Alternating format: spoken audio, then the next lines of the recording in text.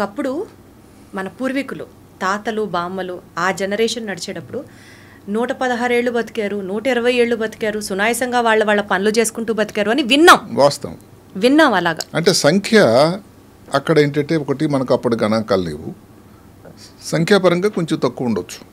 ఇప్పుడు ఇంటర్నెట్లు ఇలాంటి మనకి సౌకర్యాలు వచ్చాయి కాబట్టి దాంట్లో వచ్చినటువంటి ఈ వివరాలు.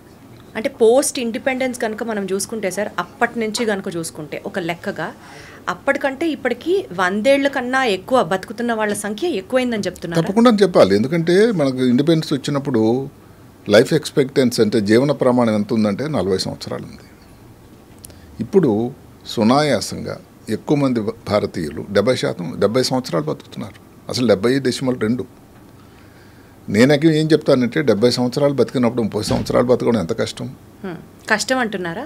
అంటే దానికి కొన్ని ప్రయత్నాలు, కొన్ని విధానాలు, కొన్ని మార్పులు చేర్పులు అవసరం పడుతుందేమో అని. అంటే చెప్పడం ఏంటంటే 70 వరకు వచ్చినప్పుడు 30 కదా మిగిలింది. దానికి ఆఖరిలో కొన్ని